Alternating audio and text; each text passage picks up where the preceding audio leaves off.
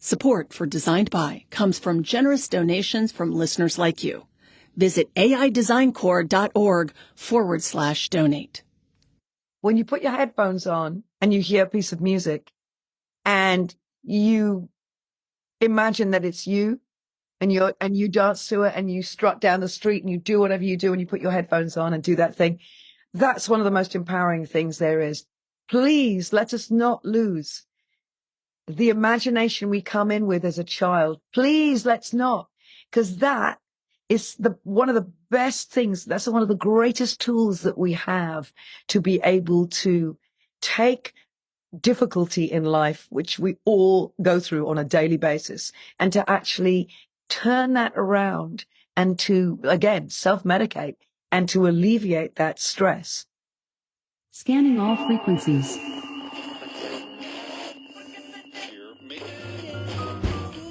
Oh, he's got a fine brown frame.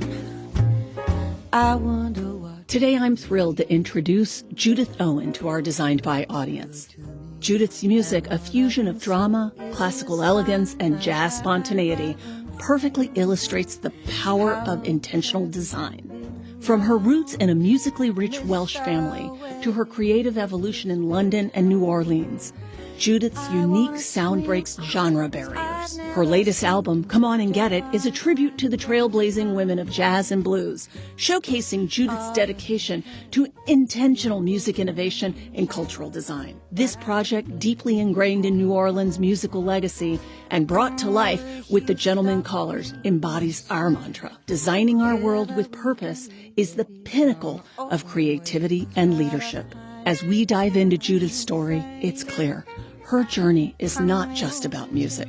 It's about living with purpose and passion. It's about the harmony in our choices and the melody in our stories. Judith, welcome to Designed By. Where does your story begin?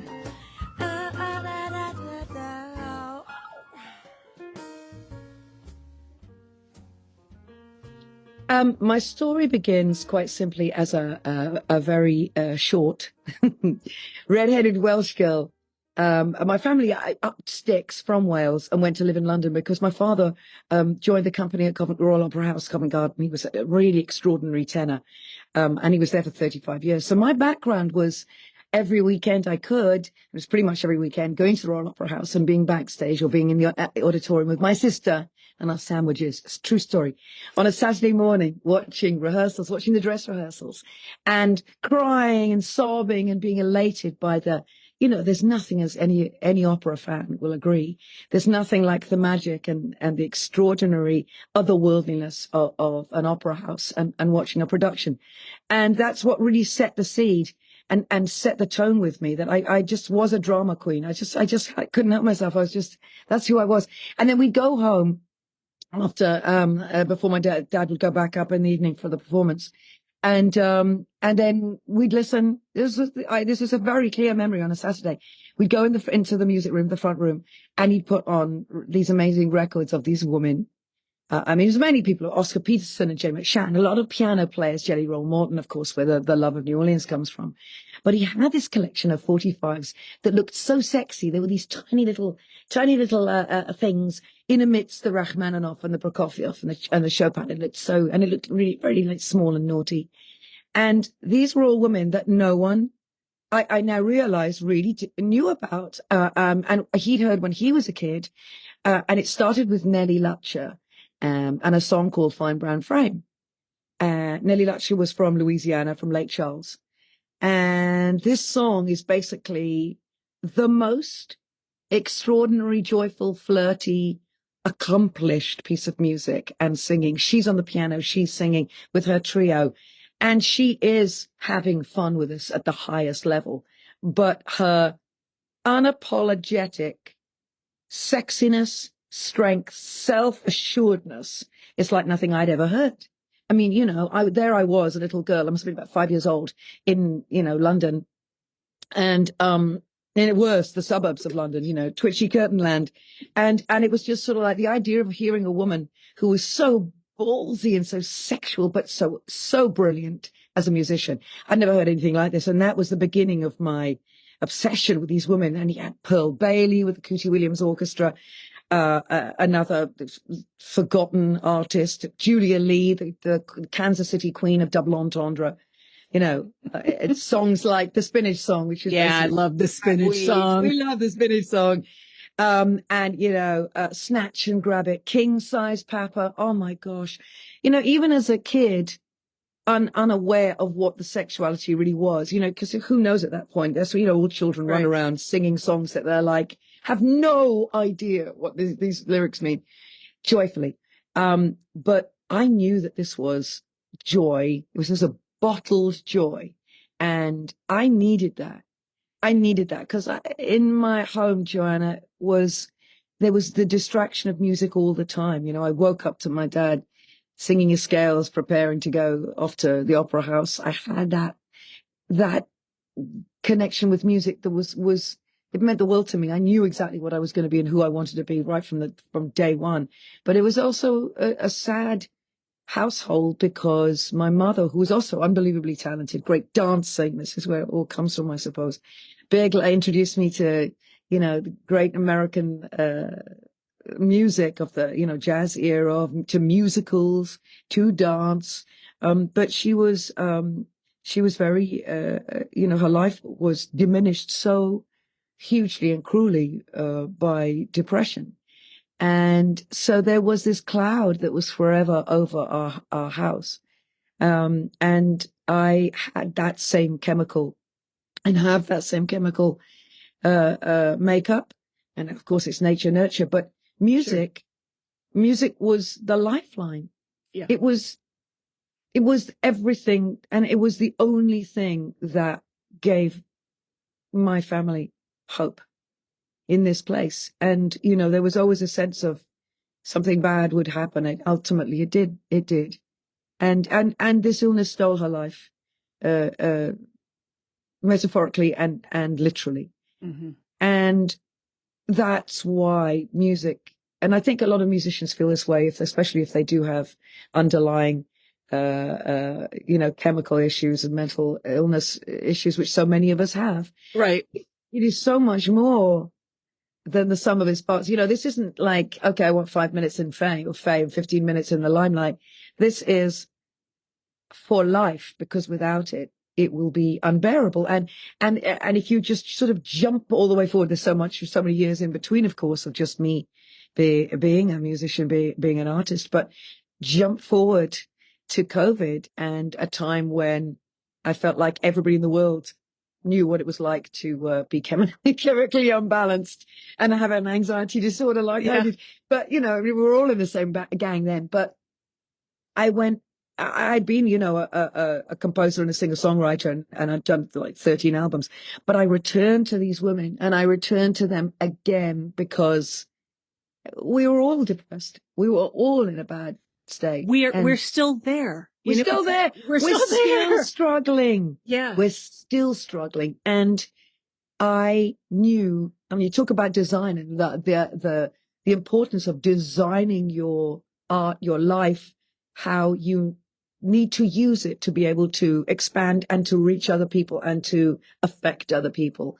I knew that these women and their music was the lifeline, as it had been in my childhood and through my life. I knew that I actually had to do this at this time. I'd been putting it off for years because I was always so busy writing my own music and recording my own music.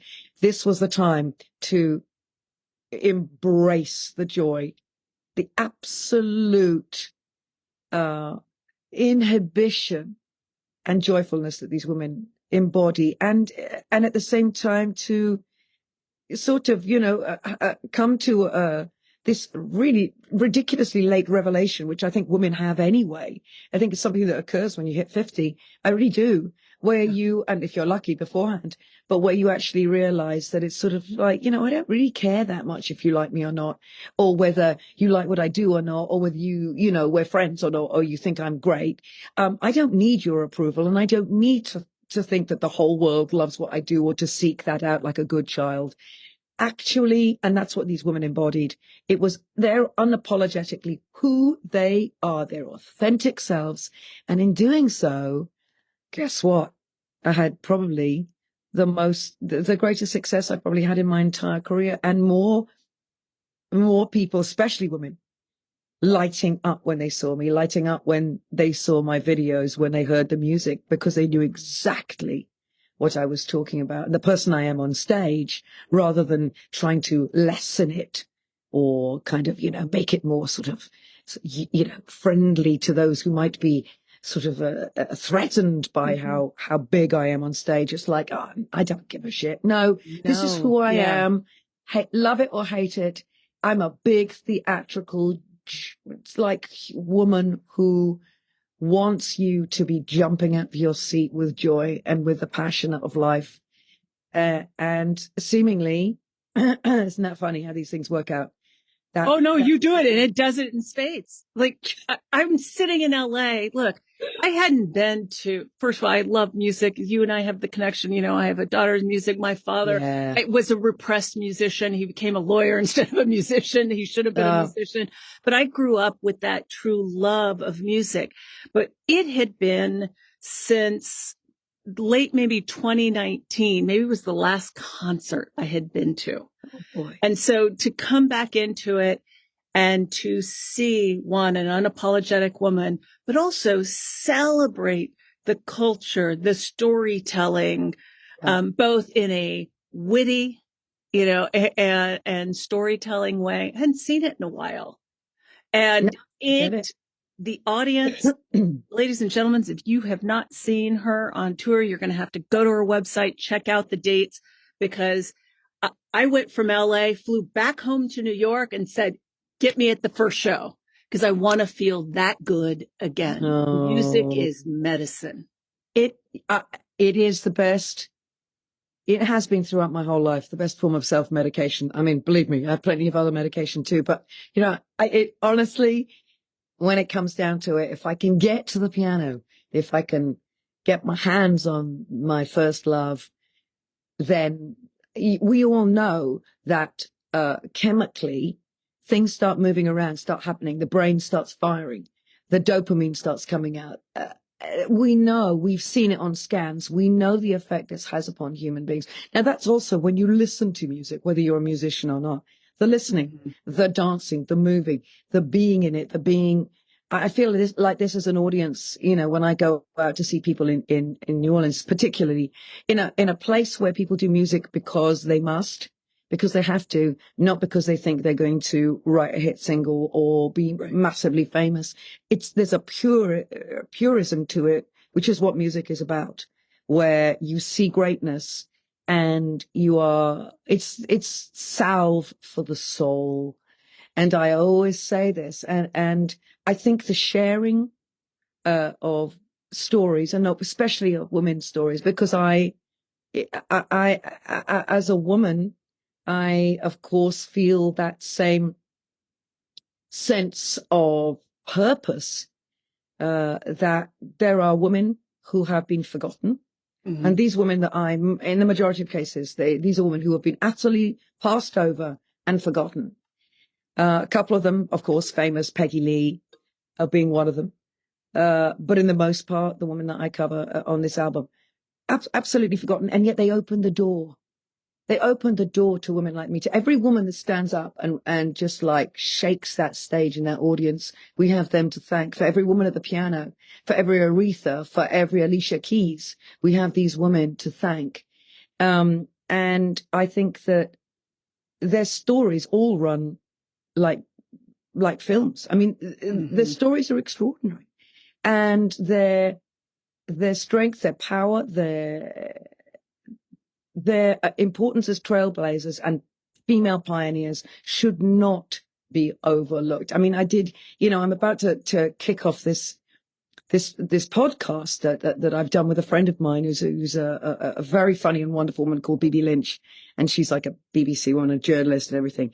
And I really felt, like I do in the show, that it was so important not only to tell the stories which are unbelievable on any level, even today they're shocking and extraordinary, but also to connect how relevant 70 years later these women's accomplishments and their lives still are, how much they inspire us today. If only if only you knew about them. Right. And that's kind of what I'm very, I feel like I'm on a bit of a mission, because I Well, don't look, believe you move forward until you know what's gone before, and the really, shoulders that we stand on. That's exactly. And I That's think exactly. that so much of the work that we've got to do in a world, like if we just think a little bit about today, we're living in America where there is an attack on women, whether it's to the state next of you, what's going on with IVF, to what the Supreme Court did, and ripping rights away from women. For a minute, you stop and say the importance of telling these women's stories actually is even more important, because their struggle is we cannot throw away. Like the reason for us to fight on in any of these struggles, right? This should be the music that motivates us, because their stories need to be heard, but it is those stories that should fuel the fire of the next generation of women to push for bigger and bolder rights so that they can have a healthier future as well. Correct. And I could not agree more. And it's really, obviously I'm a Brit, so, but believe me, Britain's not in such a great shape either. Let's be honest about this. But we've certainly gone in the opposite direction. I mean, the fact is when Ireland is more liberal and more open, and I mean, let's talk about this right now. How crazy is that? My sister lives in Ireland. When she went to live there in the 90s, in the early 90s, you couldn't actually buy, like tampons over they weren't on show, because that was seen as being like horrendous, let alone condoms. That was like, oh my God. Mm-hmm. But now we have same-sex marriages. We have people absolutely, it is the most open, abortion, everything that should be, women's rights, human beings' rights, the LGBTQ community, absolutely respected. And here we are in America. And I just read that, an article about a woman who is basically sending her embryos to another state. From Texas, for fear that she might not actually be able to, one day have a child, because she's in danger of having an ectopic pregnancy, and nearly died the first time when they wouldn't perform the surgery.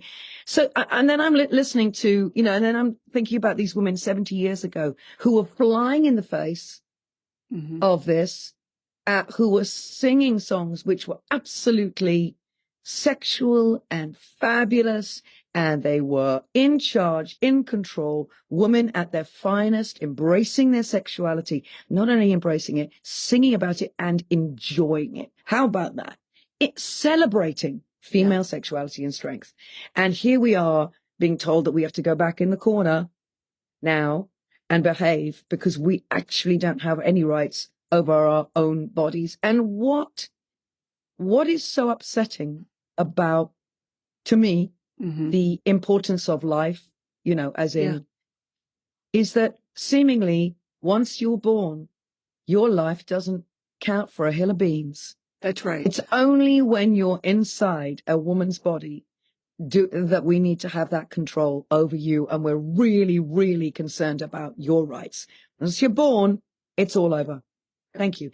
And it's so, to me, it's very clear what this is all about.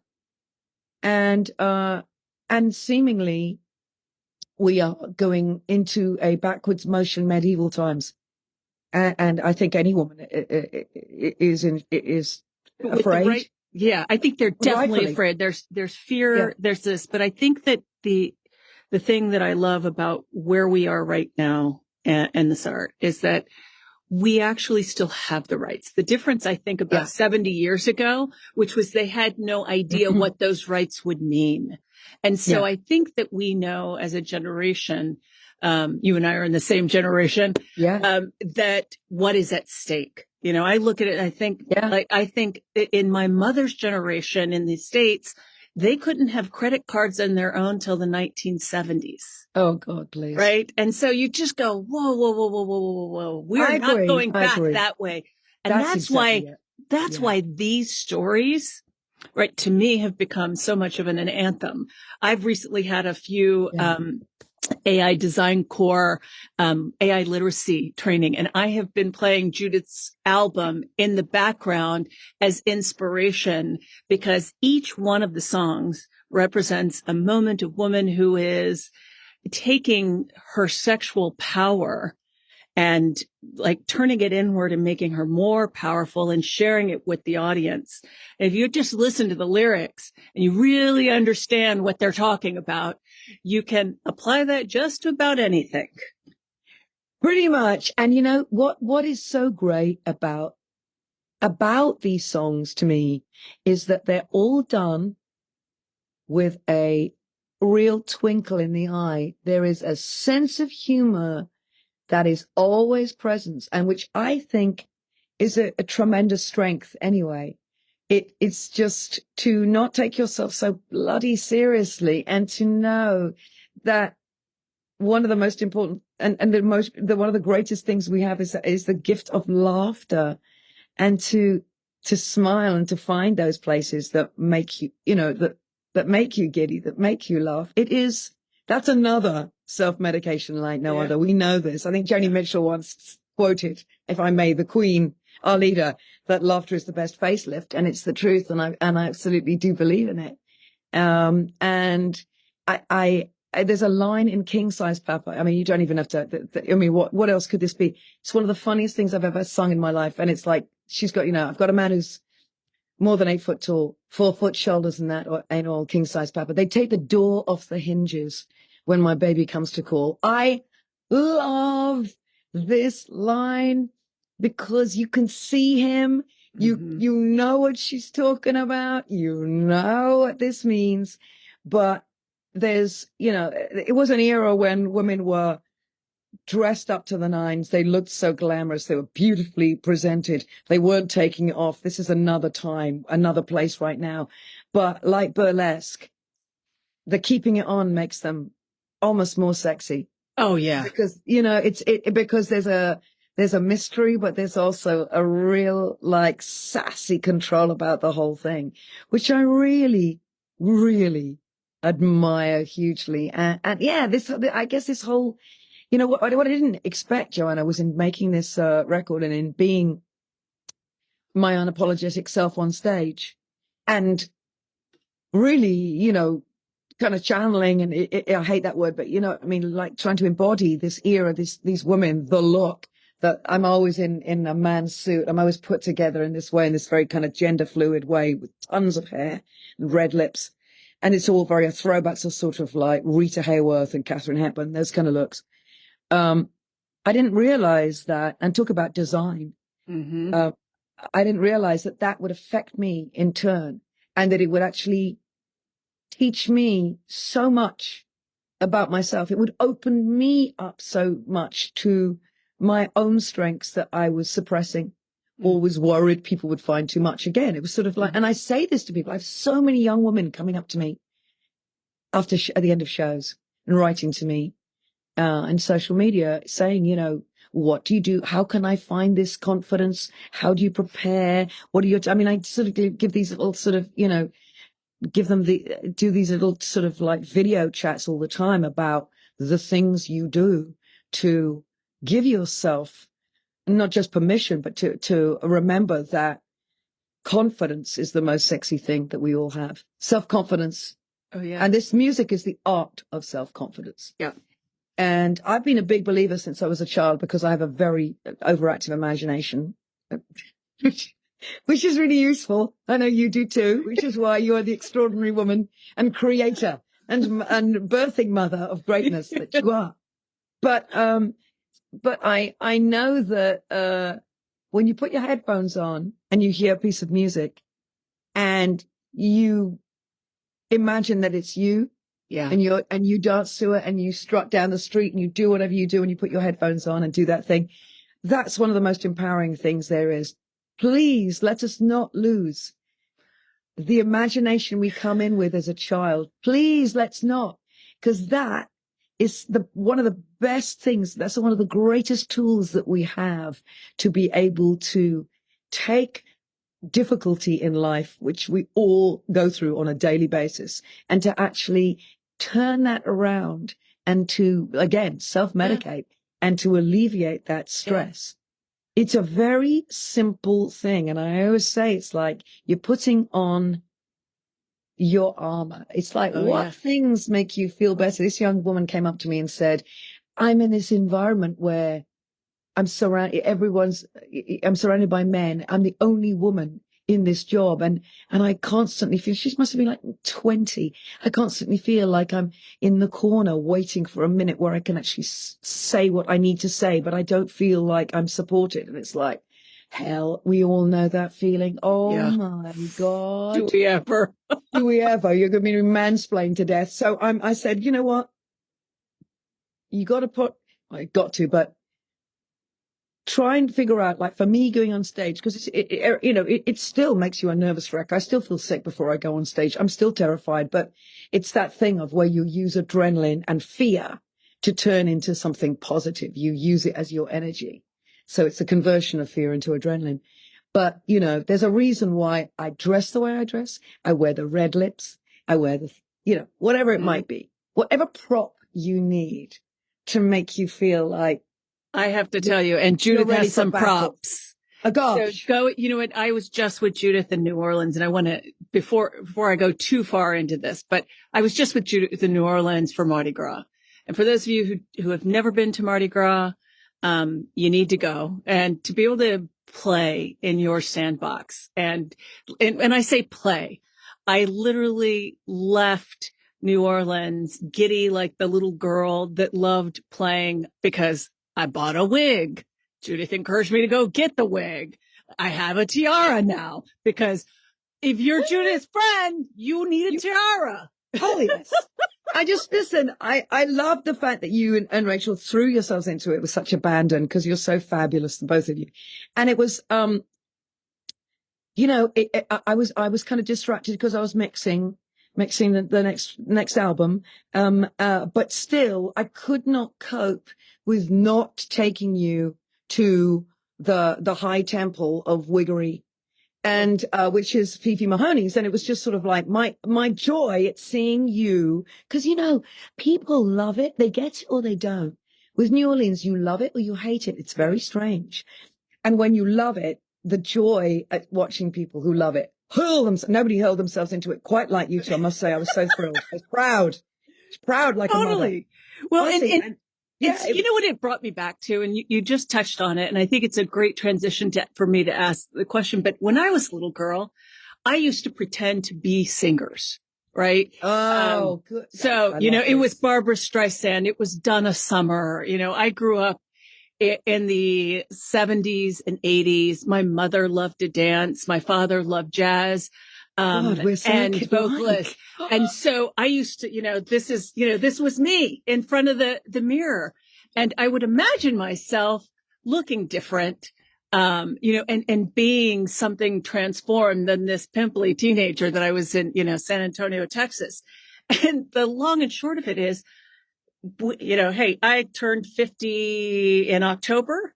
I felt like I was 5 again. Oh, yeah.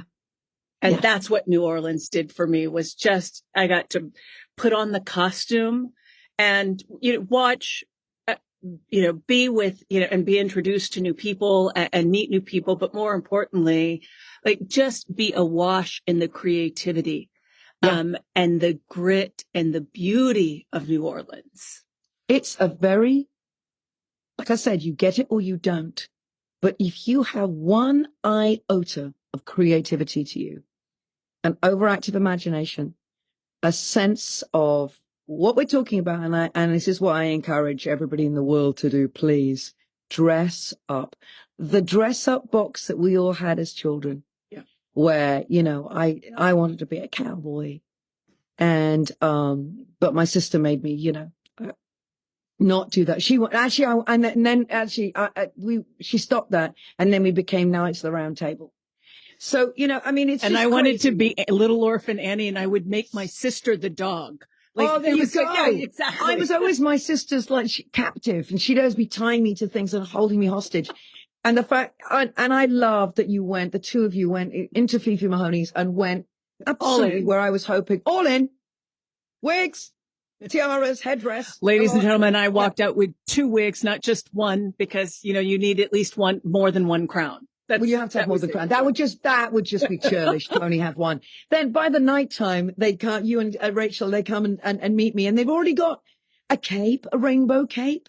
And then we have like a glittery, fabulous jacket. I loved it because I'm exactly that person. It's, oh my gosh, the inhibition that suddenly befalls you and reminds you exactly what you said, who you were when you were 5, and the simple, fantastic joy that you have, like on Christmas, when you much prefer to wear the box that the present came in, than the actual thing, because then at least you can use your imagination as to what the box is. It's an extraordinary place for allowing people to be utterly human. Every Sunday morning, it's a ritual. I serenade my boo David to this song from Judith Owen's album, Come On and Get It. It's our piece of heaven, wrapped in a soulful embrace from the women of blues and jazz. Now it's your turn to create memories. Grab it on your favorite music app or head over to Amazon.com and cherish the warmth on vinyl. Let Come On and Get It be the soundtrack to your most blissful moments.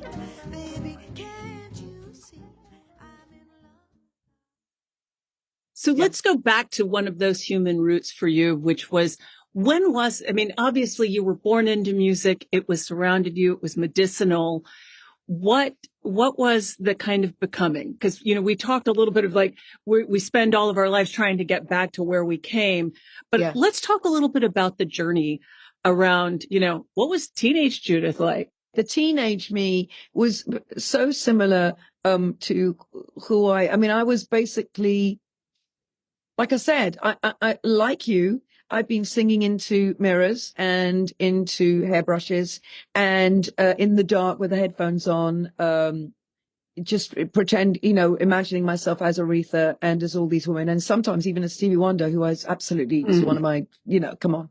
So this is I know this place very, very well of the imagination, because I was a dark, sad person inside because of what was going on in my home, but at the same time I was this sort of like, very vocal, mouthy person who liked to laugh a lot and was always getting into trouble and always like falling out trees, and I'm such a tomboy. I always have been, and I've always wanted to wear men's clothes since I saw my grandfather in his 3-piece suit with his pocket watch and thought, oh yeah, that's good. I love that look. I like it more than women's. So it's always been who I am. That's exactly how I came in. That's what I mean. But music as a teenager, I would be in the music room. As I say, it was just a little front room. It wasn't anything special, but it's where my dad, practiced, and I'd be playing making up things. I'd been copying my sister, who was a great pianist, since I was about 4. And my family thought I was going to be an amazing pianist until I started having lessons, and it became very, very apparent that I had, dyslexia, which nobody really realized or named, but I couldn't see the symbols. I can't see music notes. Mm-hmm. It just puts me into a state of panic. And writing and words can obviously, reading does the same thing, but music and maths, oh God, it terrifies me. I can't see a thing. And so luckily I had my ear is so attuned. It's so. Well, that's our superpower. It's the superpower. That's the dyslexic superpower is our ears. Mm-hmm. Everything is this. The superpower is right here. And it's an amazing thing. It is absolutely it has been the foundation for everything I do, as it is for you, from writing music since I was a child, from being able to express myself, from never having any limitations or boundaries, because then they left me alone. My family was just sort of like, oh, just leave her to whatever she wants to do. She's not going to be a classical musician, so just leave her, write what she is. So, I kept it to myself, and it was a private thing. And I went to drama school. I went to performance art school. So like Rachel, it's so funny that these things. And I was majoring, as you would call it, in acting.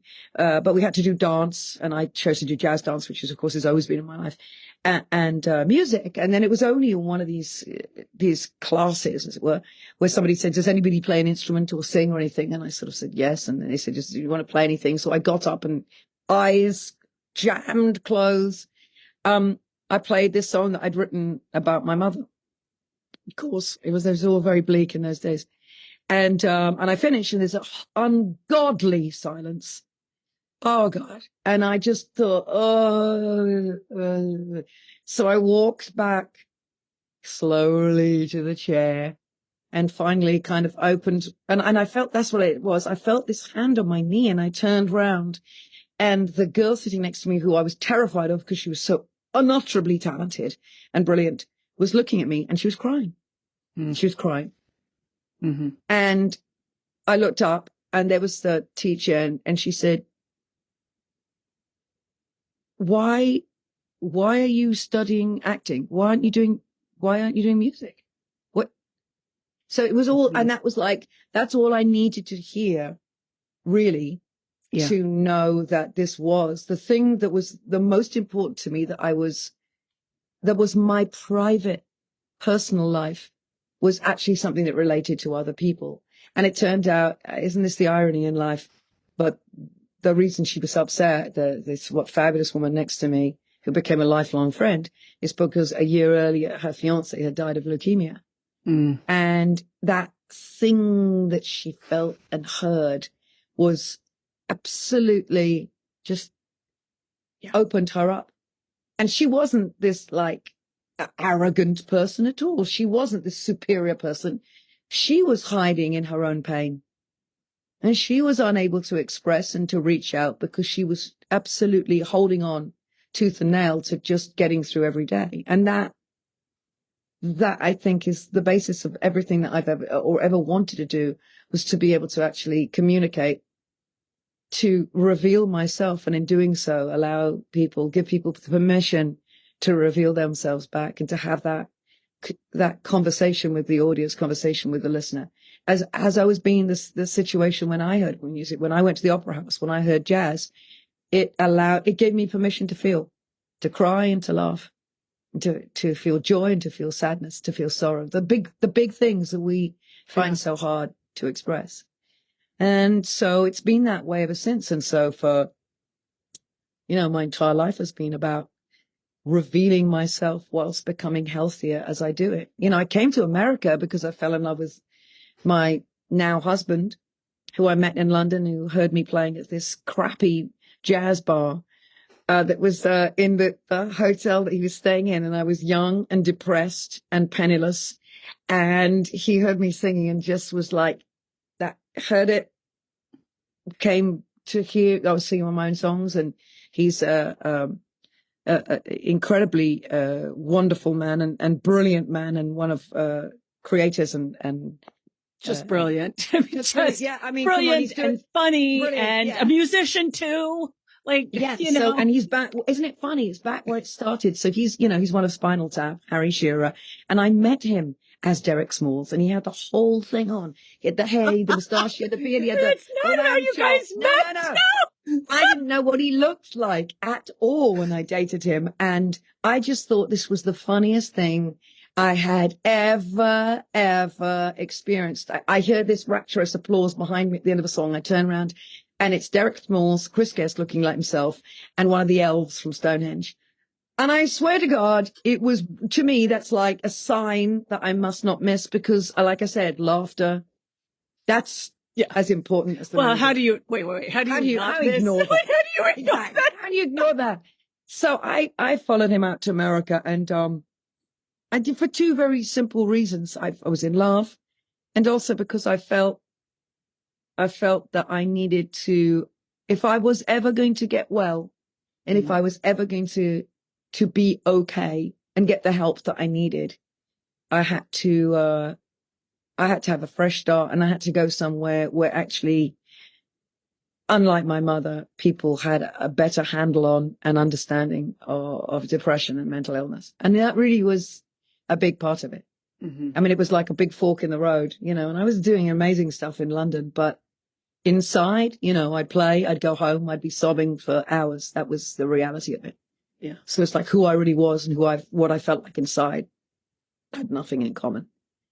So that was again, it's always been the way that I get through. It's always been the way that I express myself. It's always been why I write. I say that I write, I wrote this down once that I do music, it's like I do music about my mother. Or the reason I do music is for her. The reason I can is because of my father. Yeah. And that's and so I always feel very much, and when you saw me perform, and I've said this before, but the culmination, I suppose, is in doing this, as I've got better, as I've got healthier, as I've been constantly, like working upon myself, as I think all human beings must. And that's the job, is from A to B is to absolutely, fulfill yourself and find who you are and deal with what has happened that has derailed you, I mean, that's the job. Yeah. But I feel like when I'm on stage doing this show that I'm almost holding hands with my mother and my father, because it's her who I look like her when I'm dancing and when I'm performing and when I'm being that person. And he is the reason I know this music and gave me this joy and gave me this gift. And so, I feel like they're there with me. And that's really, that's very powerful. That's a very powerful place to be in. It is. Tell me a little bit about that first paying gig. Cause the life of a musician, to your point earlier, is not one, you don't go into it for fame and fortune. You go into it because you have a love of the art. You enjoy the craft of both composing it, doing it. So it's the money. Obviously the money is what feeds you and I think in our older age, enables to live a little bit more comfortable of a life. Yeah. That's not why you do it. But I think so many young people that are young musicians often don't know the story or how to bridge that gap between the doing it as love and doing it as a profession where you get paid to do it. Yeah, it's always, it's a brutal occupation. I mean, I'm not going to pretend. It's just, it's like sportsmen where people are like, God, they're paid what? And it's sort of like, you know what? One injury and it's over, my friend. Yeah. And, for every musician, and every fine musician, there's only very few that get through, you make it through that tiny gap, that make it through there. And most of it is about utter persistence and determination and stubbornness, that you will not give up, that you will not give in. But, it's a relentless slog and it's exhausting. And then you go on stage and you can't believe how unbelievably lucky and happy and elated and worthy you feel.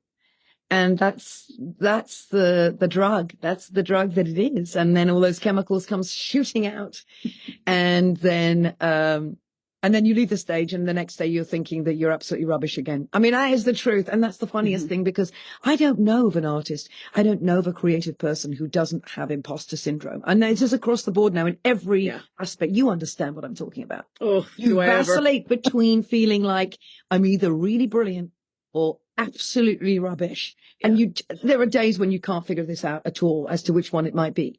So it's because if you're an emotionally intelligent person, that also means that you're digging deep all the time and asking these questions of yourself. Of ourselves. And it's Constantly. often, right. And don't you always feel, and I find it's interesting that sometimes my perception of other people's perception of me, and I think, and as I have tried to mentor and sponsor young women forward, I've literally had to say, actually, what I have learned now at 50 is that it's me and it's the way that I'm talking to myself. That's right. And that I need to relearn to how to have a conversation up here about myself and with myself, so that I don't feel like I'm an imposter, but that I have become and I deserve to be here. Well, you said a big one there, which is always hard to say. I deserve because I put the work in, not because I somehow was born and I deserve it. No, it's because I've worked constantly to become, to be, to achieve what I have achieved. And we are terrible, I think, as women. Anyway, I think people in general, but I think women, I can only speak as a woman, are appalling at having compassion for themselves and also the ability to say, yeah, I'm good. I'm really great. Not just that. Look what I have achieved. Look to yourself. Be the parent, be the mother to yourself to be able to actually say, look who you are and what you've done. It's the hardest thing in the world. And that also means that you have to be in the moment too and be present as opposed to catastrophizing about the future or regretting the past. And I'm sorry, that's one of the ones that I have always struggled with. But, you know, again, let's get back to the speaking about how do you go from amateur to professional? Mm-hmm. Well, I can only remember, my ability to hear something and be able to play it meant that I could play in endless, like you have here, but you rarely have anymore in London, but you have in New Orleans. I could play in bars. I could play in restaurants. I could play in those places where they wanted background music. You know, I could literally sit down and do my apprenticeship. And my apprenticeship really was, and it's for most musicians, to do the job. And you play 4 hours. Oh God, 4 hours. A couple of breaks, and there you go. And I still have nightmares about this. It's the practice, right? It's the practice. It's a paid practice. That's the only way you can think about it. Nobody takes any notice. Maybe somebody will clap. Who cares? It doesn't matter. You're being paid to practice, paid to practice, paid to practice. And then, you meet other musicians, and then you start sitting in, and then you play in places, and you're introduced to other people, and then you start playing with a band, or you create a band, or you're singing with a band, or whatever you're doing, you start to move it along into another. You know, as I'm saying this, this is what the funny thing is. As I'm saying this, I start to have a higher level of regard and respect for myself. Because when I think about doing this as a kid, and how absolutely determined and driven I was, it's kind of amazing. And that's never relented. And it's not for the faint of heart, but you have to know that if you're going to do this, you either want to do it in a very, like I said, 15 minutes of fame, and that's what you're after, and you're going to be into the pop world or whatever it is, and you're going to be doing that, which is fabulous too. I mean, of course it is. That's where all the big stuff is, let's be honest. If you're somebody that wants to do this for your entire life and you don't fit into any pigeonhole, to any box, to any formula, then that's okay. To be unique is the hard road. To be different, to be yourself, to bring something really unique and different is the hard road. It is rocky beyond belief. You are Sisyphus. You are Lady Sisyphus pushing it every day. But you still, you'd still rather do that than anything else in this world. I mean, that is the absolute truth. And I guess that is the point, but you can only do this. You can only get into it professionally by actually doing it. And that means you take any job, you sit in everywhere you can, you just, it's what people do when they want to do anything. You just hang out where those people hang out. Yeah. You just, you do what you do. When I was a teen, I was smuggled into Ronnie Scott's in London, which is a very famous club. It's pretty much, was at that time, it really was the greatest jazz club because Ronnie was still alive, great sax player, and Pete King, his sideman, was also there running it. And he kind of adopted me. I don't know how it happened, but I guess somebody I went with must have slipped them some music or something of mine. And so he got me to to be opening for, like playing an opening for bands that were playing there. And, you know, I didn't have any clue really of how I understand this now, of course, but you don't when you're a kid. You don't realize just how remarkable all this stuff is. You don't get it because you're in your own mind of, I don't know what I'm doing. I don't know what I'm doing. I don't know what I'm doing. And, it's like looking back at photographs of yourself when you thought that you were the spotty, awful teenager, and you look back and think, oh my God, I was really cute. It was gorgeous. Yeah. It was adorable. What's the matter? And the same thing will happen. You'll take a photograph today and you'll go, oh my God. And then you look at it in a year's time and go, oh, that was hot. What? This is who we are. And the job and the fight and the battle is with ourselves. And to have, as you say, that conversation and to create those new grooves in the record that change the message. And listen, every day is a struggle for me. I mean, I say this, but I'm doing this every day of my life. And it's kind of, I'm amazed though. And I think you are too, that life I feel so much better now than I ever did when I was a kid. Yeah. Oh my gosh. When people, you know, when I think about that time, what I was doing, I couldn't enjoy a minute of it because I was so unhappy inside. I couldn't taste or experience any of it. It was so, I mean, I was, you know, I was in, you know, post-traumatic stress syndrome. I was ill. I was every kind of messed up. And I to this day, I can't even tell you how it felt. Yeah. Isn't that shocking? But I think a lot of us know that feeling of like, oh my gosh. Right. Because the only answer, right, is you power through it. So to look backwards, and I certainly, you know, at the darkest moments of my career or life, have a funny way of not wanting to revisit it. It was like, oh, I did that. I don't want to do that again. Why revisit it? I learned what I needed to learn. Now it's time to move on. Yeah. Yeah. I know. So and you blank it. You kind of blank the history. However, of course, within that. Oh, it's in our DNA. It's in our DNA. It's locked in there. It's locked in there. And like I said, both things are true. That's my favorite line in life. Both things are true. It's sort of like, that was an unutterably painful part of my life. And yet, look what I did in spite of that. And I think that's something that we don't do again, to have enough compassion for ourselves to actually be able to go, yes, it was this, but it was also this.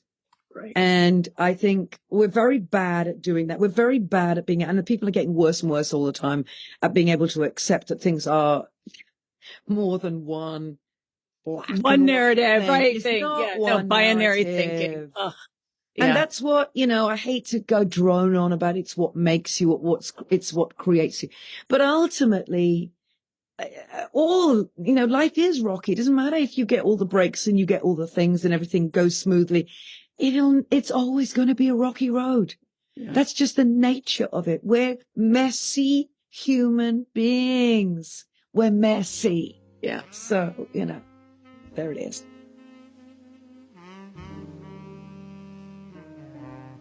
I gotta say, I was really inspired by Judith in this interview. You know, Rachel, her live performances are probably some of the most fun that I've had in years.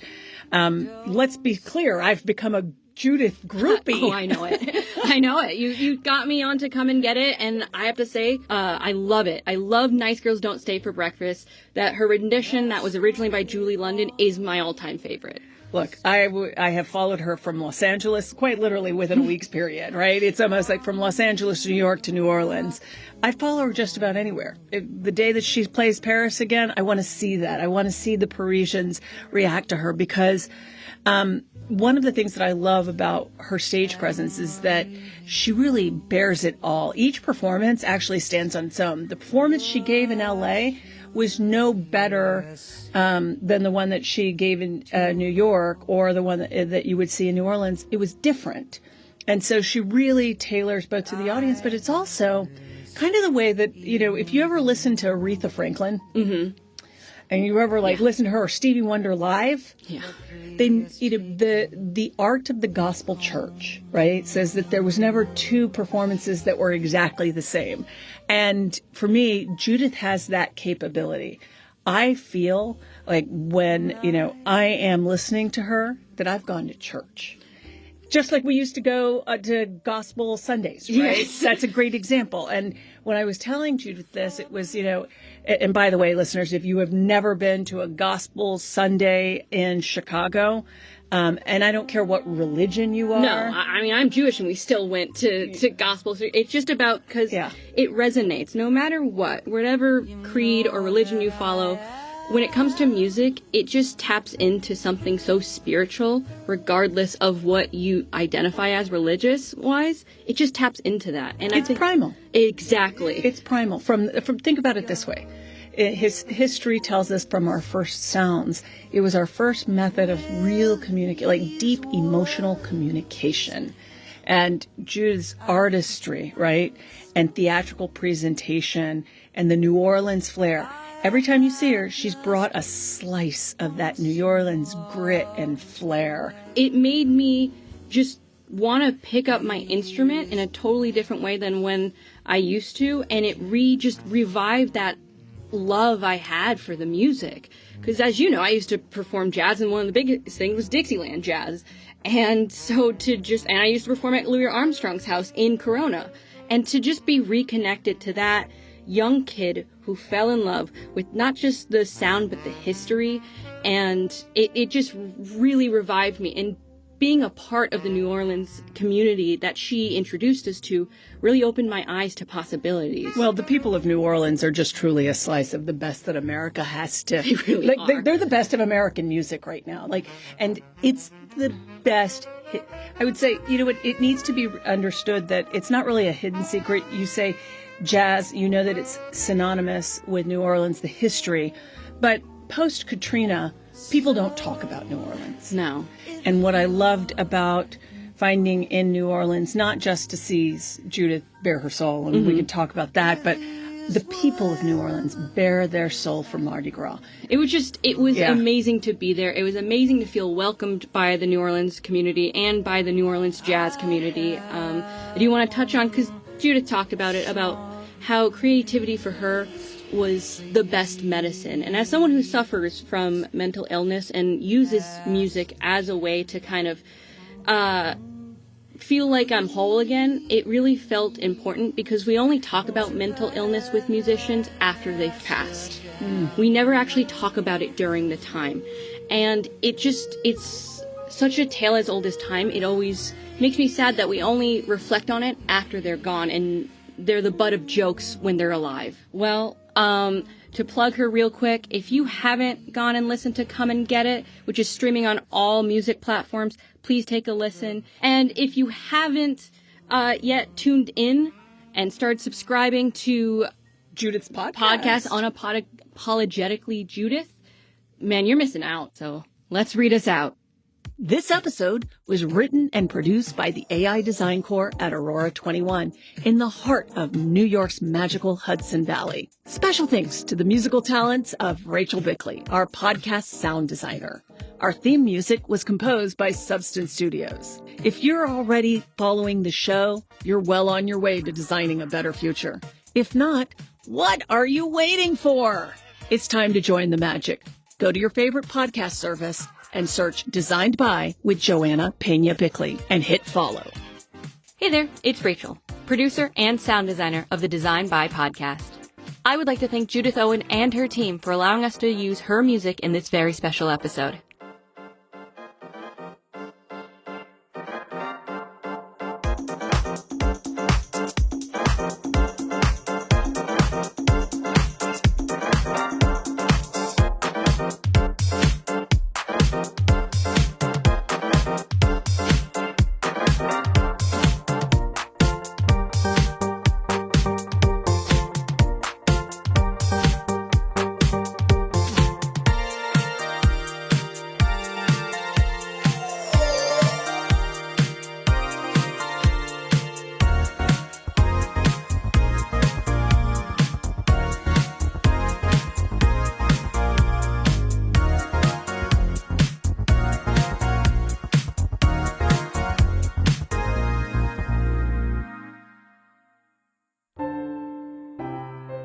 Substance Studios.